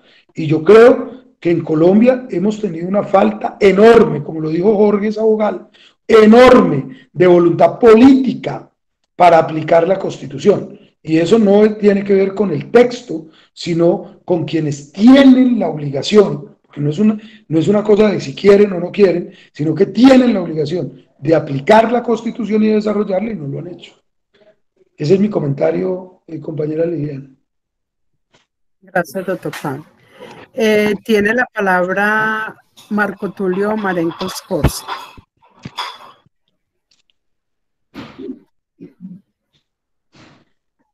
Marco Tulio.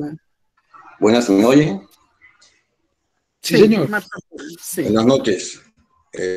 Soy Marcos Marenco de Barranquilla, y en esta instancia felicitar al doctor Fabio Villegas, excelente la síntesis histórica previa a la Constitución del 91. Parece interesante como algo histórico. Yo estuve, doctor Villa, también de asesor en la Constitución del 91 con el doctor Eduardo Verano de la Rosa.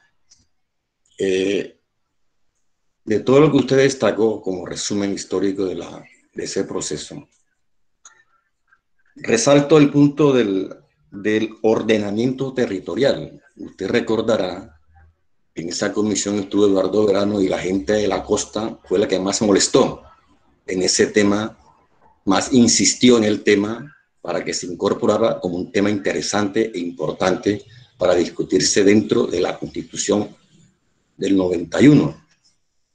En aquel entonces existía el Corpes de la Costa Atlántica, el sistema Corpes.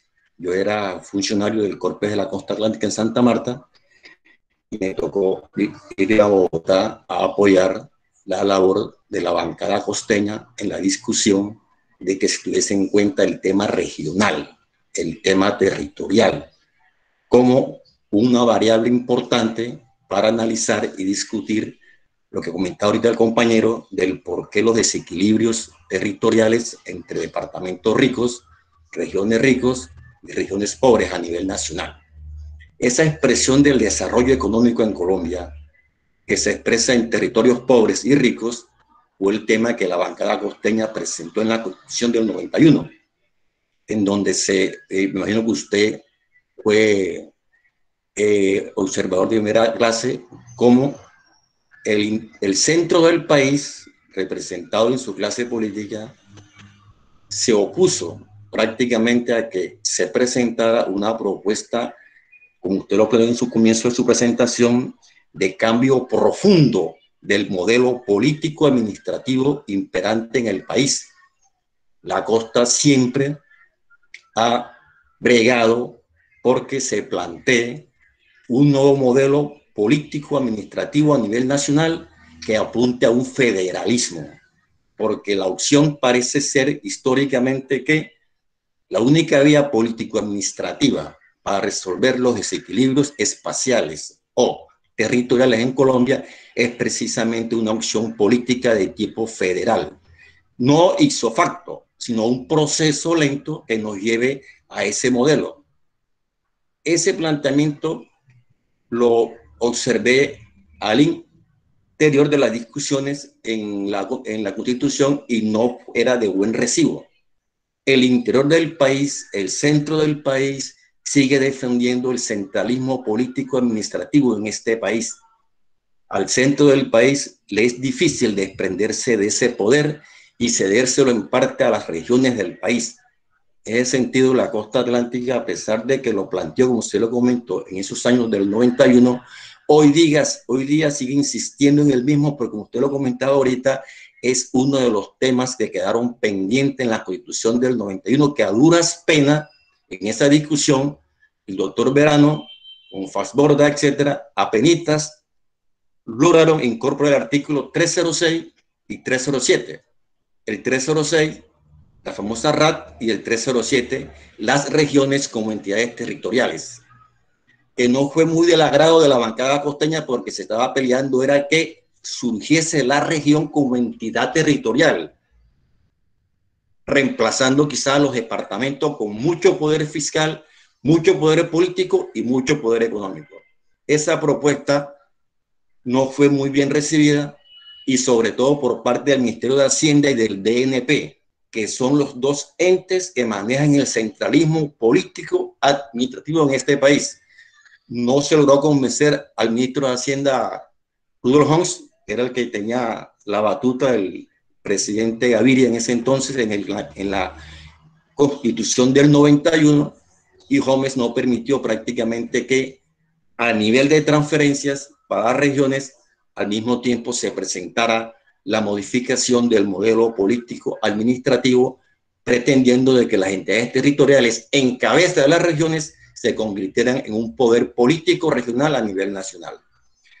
Como usted lo comentaba muy bien, después del 91, sobre estos artículos, el 306 y el 307, ha habido planteamientos y su reglamentación ha sido muy pobre.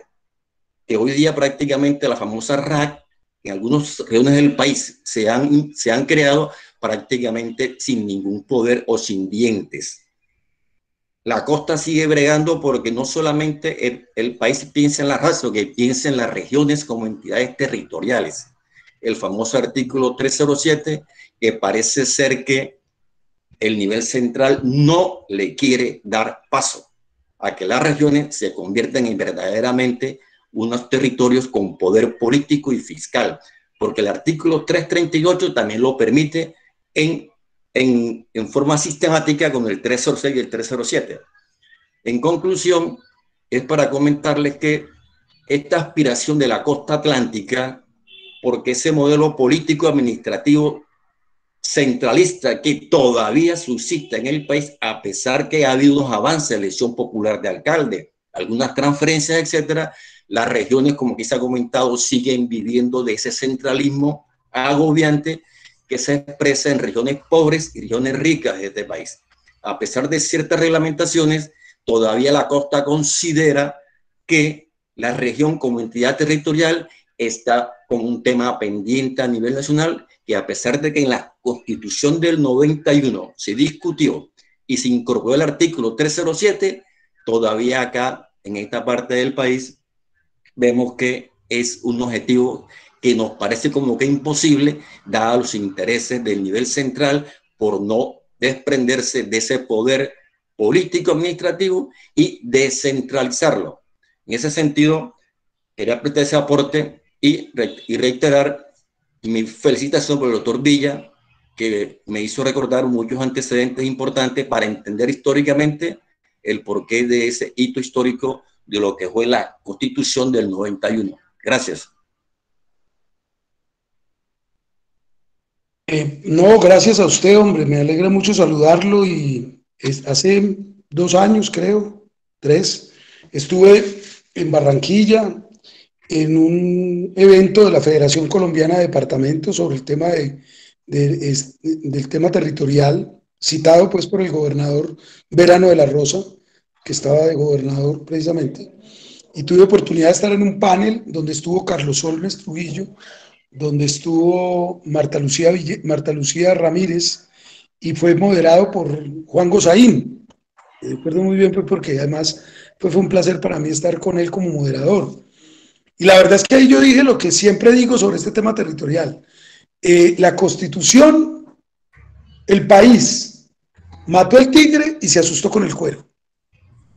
El país comenzó una discusión en el 91 y no la concluyó porque no hubo voluntad política para sacarla adelante. Como dije, la Constitución fue más el producto de un acuerdo. Para mí, de las cosas, digamos, donde hicimos un mal acuerdo, fue el tema territorial. O sea, como digo, fue el producto de un acuerdo. No todo acuerdo es bueno para todo el mundo. Aquí se impuso mucho Juan Gómez Martínez, Jaime Castro y otros constituyentes que tenían pues esta opinión sobre el departamentalismo muy fuerte. Nosotros tratábamos de defender el municipalismo por un lado y las regiones por el otro. Digamos, llevar el municipio como la célula básica, y así quedó, que tuviera muchos recursos y que se fortaleciera, y dar pie a las regiones con la propuesta de FALS. Lo del federalismo fue prácticamente negado, pero logramos en el artículo 2 que se reconociera a Colombia como una entidad descentralizada con autonomía de las entidades territoriales. Pero esa autonomía se quedó en el papel, porque nunca pudimos desarrollarla. La Ley Orgánica de Ordenamiento Territorial se demoró 20 y pico de años en salir, y lo que salió es un canto a la bandera. Es más o menos como hagan leyes después para ver si en esas leyes se pueden decidir los temas que no se decidieron en la ley orgánica. O sea que finalmente pues no se decidió nada.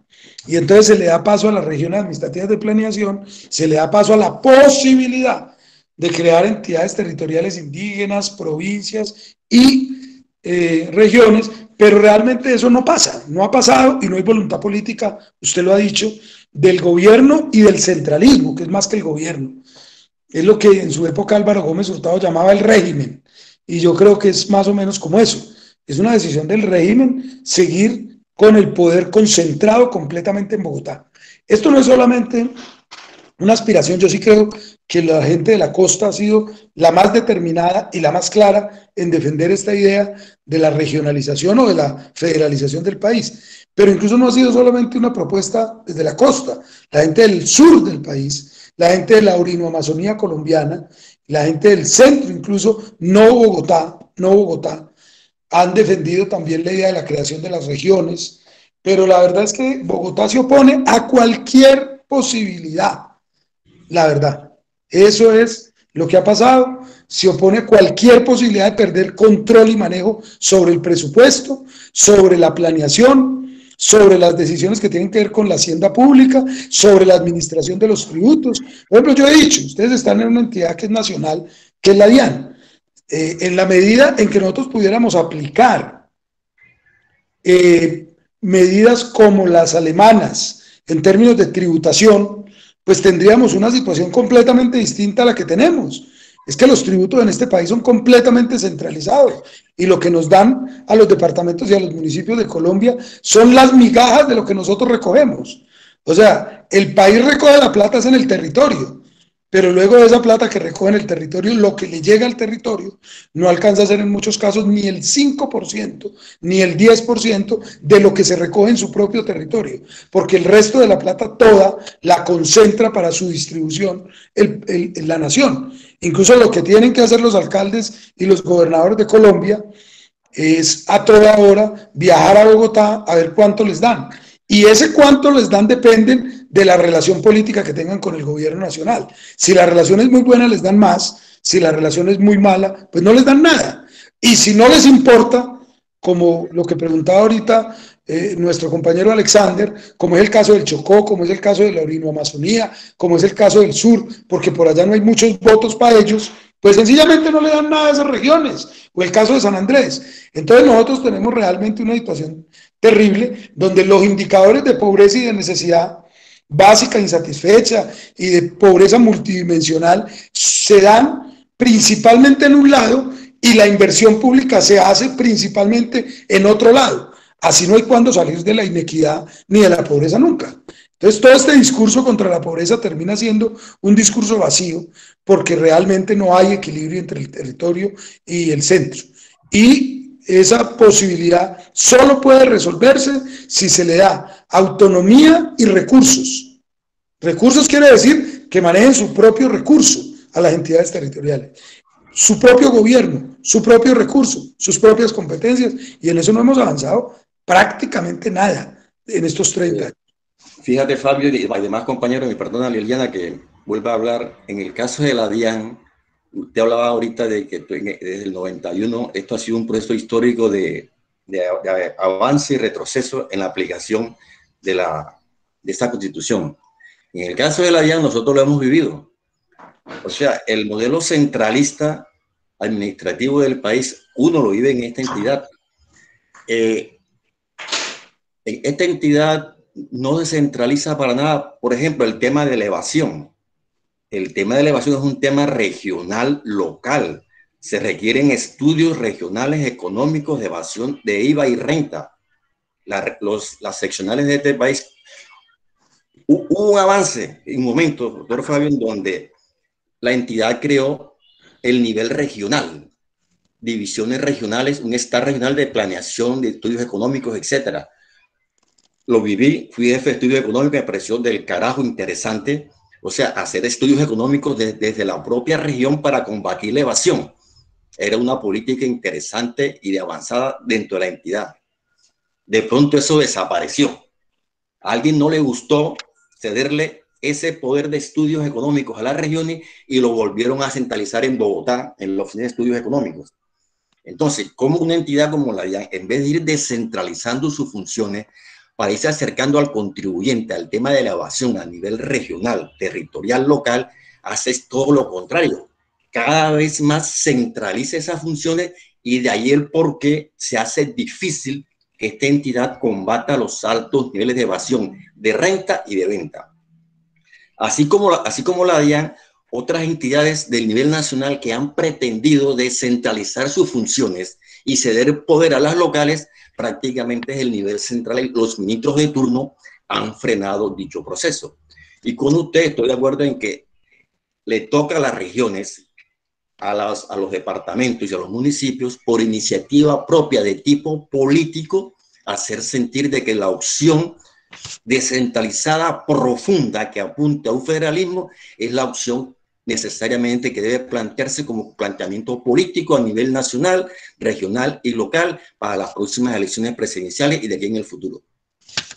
Gracias, compañero. Gracias. Liliana. Muchas gracias, Marcos y el doctor Fabio. Bueno, Sara López hace rato se está levantando la manito, no sé si tiene problemas con la conexión. ¿Estás, Sarita, en sala? Buenas noches para todos los compañeros, gracias.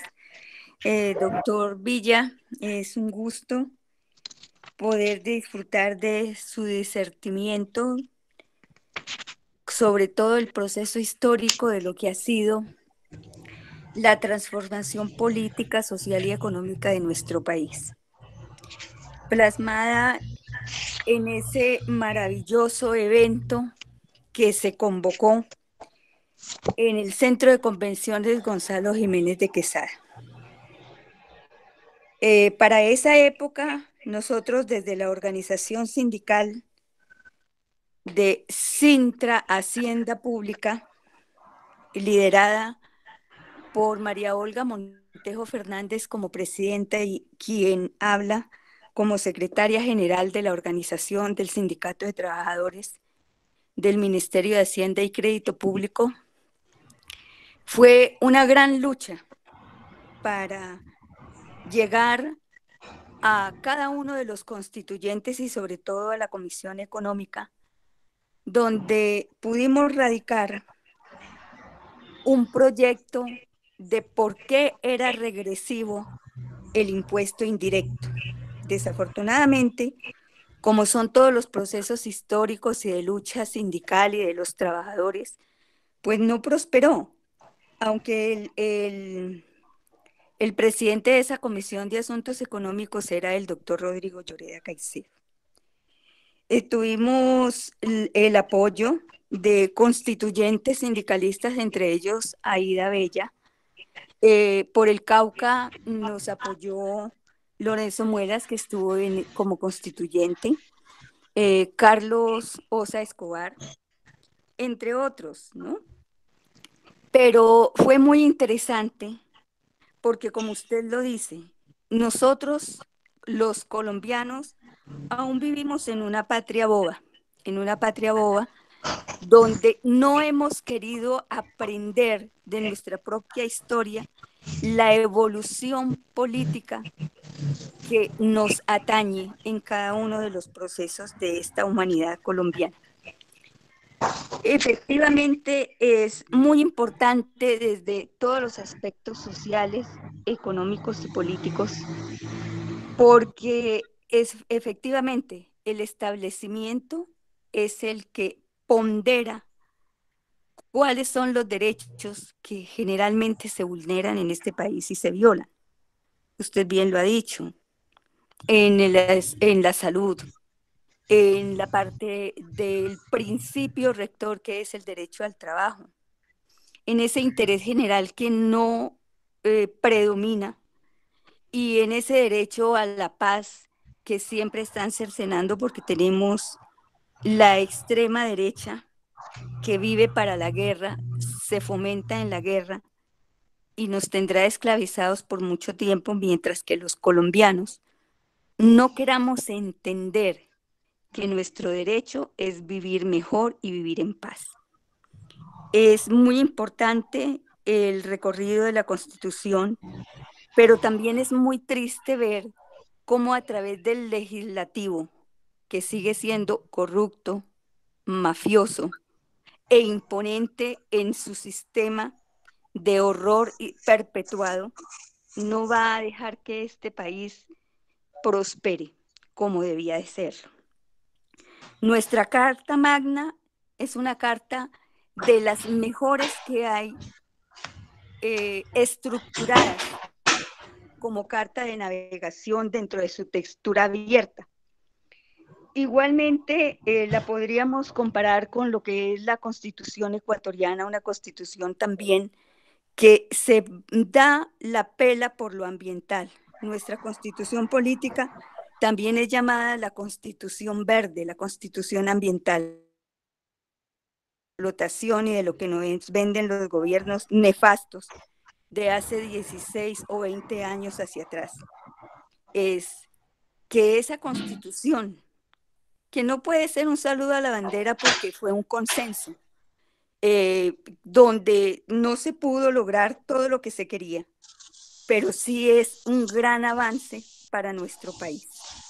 Entonces, yo le agradezco mucho, es muy importante para nosotros los trabajadores y los ciudadanos, los colombianos comunes y corrientes, que estamos relegados por ese gran poder avasallador que es la criminalidad, que no quiere la paz en Colombia.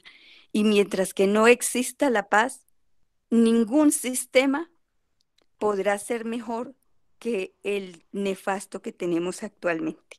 Muchas gracias a los compañeros que nos han permitido participar en estos 30 años de constitución política, donde no hemos querido aprender la gran mayoría de los colombianos que tenemos derecho a un mejor país. Muchas gracias, Sara, a usted. Y yo quiero decir que esta iniciativa, vuelvo y lo agradezco de manera muy especial a Juan Carlos Suárez, creo que es Suárez Ospino, y a Liliana, porque a Juan Carlos le comenté que los constituyentes nos habíamos reunido el año pasado, íbamos a hacer una serie de eventos. Este año se hizo uno el 5, se van a hacer otros, pero en esa reunión de constituyentes yo dije, oiga, lo más importante es que nos pusiéramos a hacer eventos cada uno conversando con la gente sobre lo que pasó hace 30 años. Hagamos pedagogía en las universidades, en los sindicatos. Y Juan Carlos me dijo, hombre, yo pertenezco a una organización sindical, le voy a proponer al presidente y a Liliana para que hagamos una reunión con los trabajadores de la DIAN y usted les cuente. Y me pareció maravilloso. Y para mí es muy importante, Sara, que todos los que de alguna manera como usted y como el compañero Martelo vivieron estas experiencias, la cuenten, porque los jóvenes necesitan saber un poco en qué país vivimos y de qué país venimos, porque en parte lo que está pasando hoy podría ser como un pequeño símil de lo que pasó en ese final de la década del 80, y el país quizá no necesita una nueva constituyente hoy, pero sí necesita un gran acuerdo nacional para sacar adelante la Constitución y para hacer la realidad en el escenario político nacional que hoy tenemos. Gracias, Sara, muy amable. Liliana. Muchas gracias. Bueno, le doy la palabra a nuestro compañero Juan Carlos Suárez, quien fue el mentor de que se llevara a cabo esta charla tan importante con el doctor Fabio. Agradecerle inmensamente a Juan Carlos, mi compañero también de división, compañero y amigo. Juan Carlos, tiene la palabra.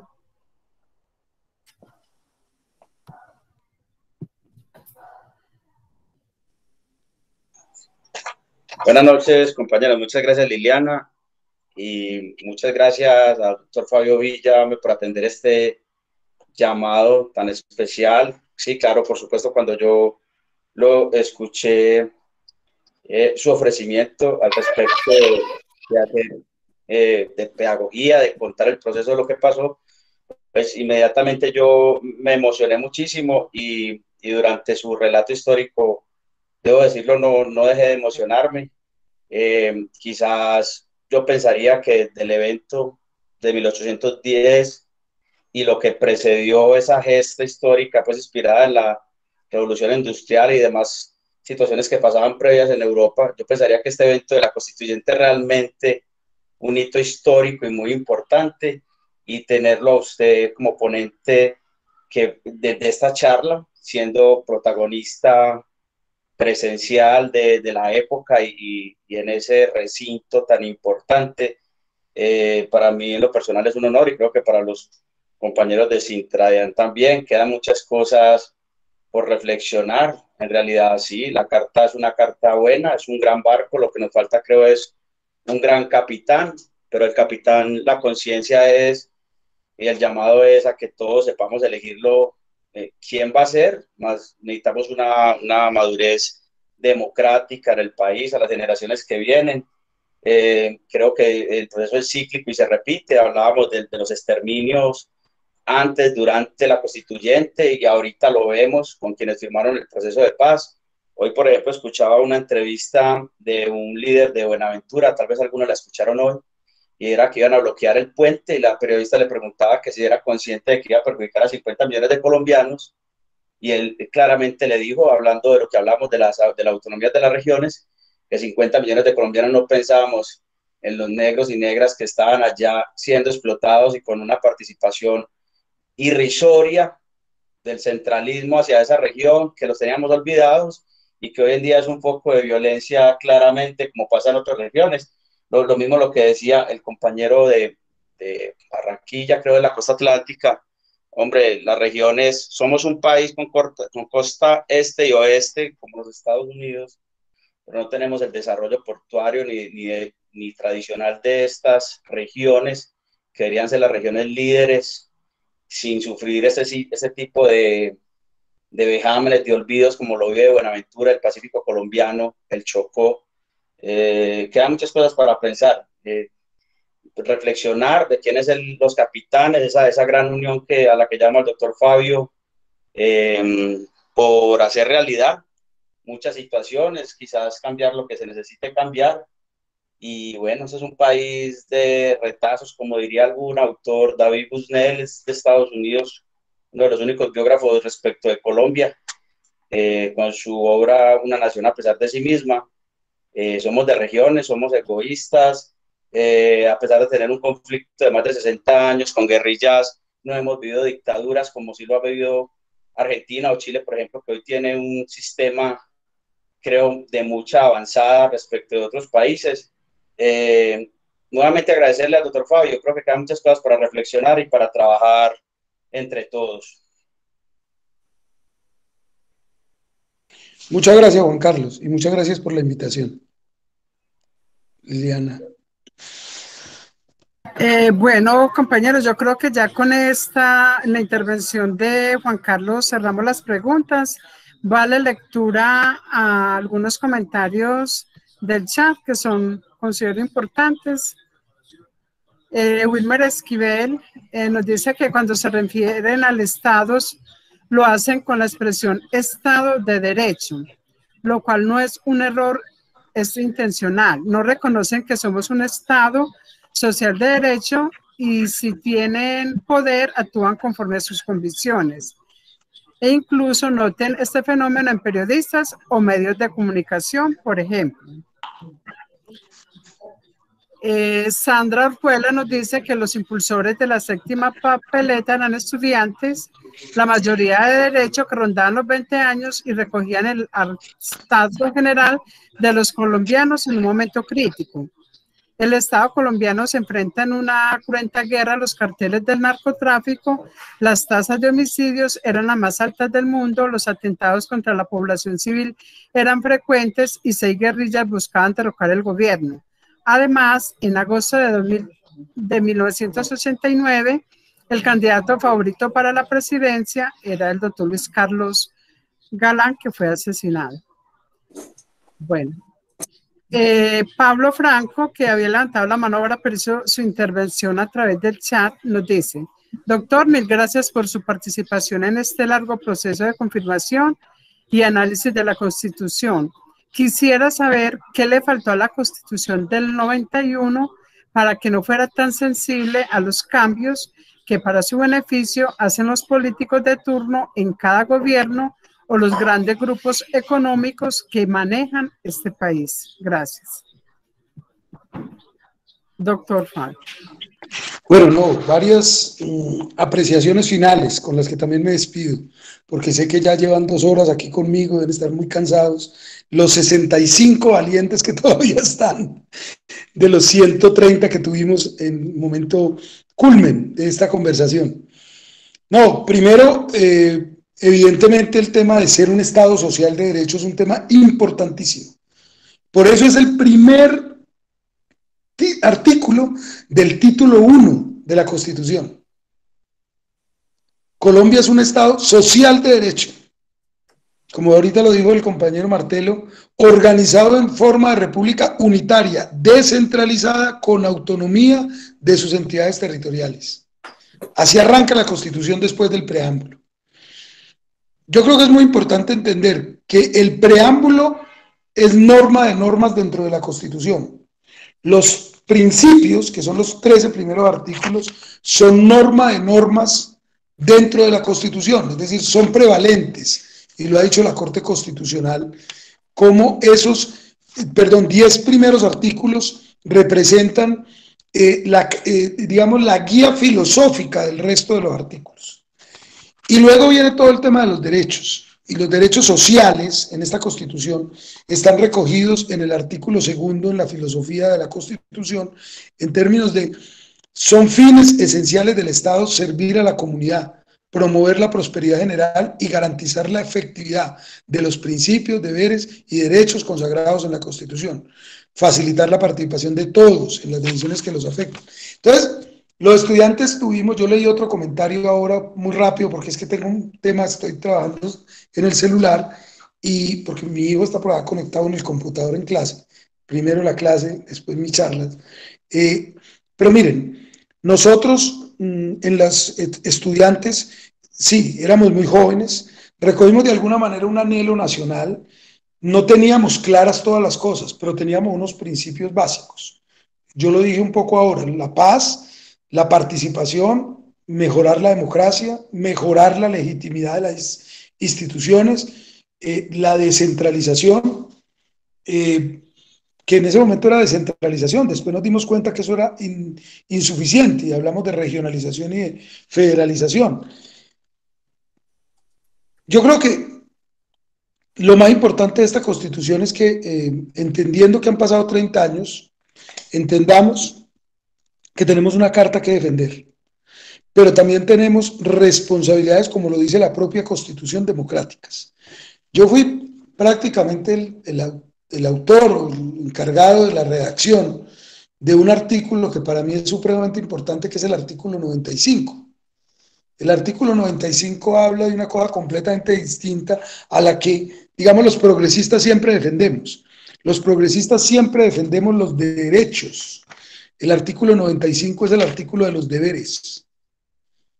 Y en los deberes, además de respetar a los demás, obrar con solidaridad, apoyar a las autoridades, defender y difundir los derechos humanos, está uno muy importante, que es el 5: participar en la vida política, cívica y comunitaria. Y el 6: propender al logro y mantenimiento de la paz.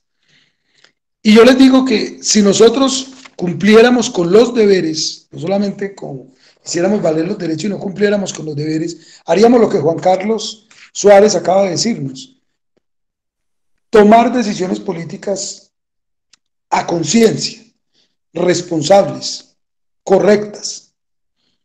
Eso implica revisar adecuadamente qué es lo que se nos propone y qué es lo que ha pasado con los gobiernos que representan los distintos partidos y candidatos, para poder tomar decisiones sobre a quién elegimos.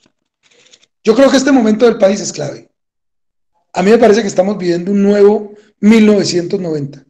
A mí me parece que estamos en un momento donde no nos vamos a meter en una asamblea constituyente, pero nos vamos a meter en un cambio y una transformación importante para el país a partir de decisiones políticas, y la más importante es defender y hacer aplicar la Constitución del 91. Y por ejemplo, ese debería ser un elemento que uno debería tener en cuenta en el momento de elegir. Ese es el segundo. Yo creo que participar correctamente, responsablemente de las decisiones políticas pasa por elegir bien. Gente como ustedes, sindicatos que para algunos ya no deberían ni existir, que son una traba, que son un problema, que para algunos son una piedra en el zapato para las entidades y las instituciones, son valores fundamentales de la democracia.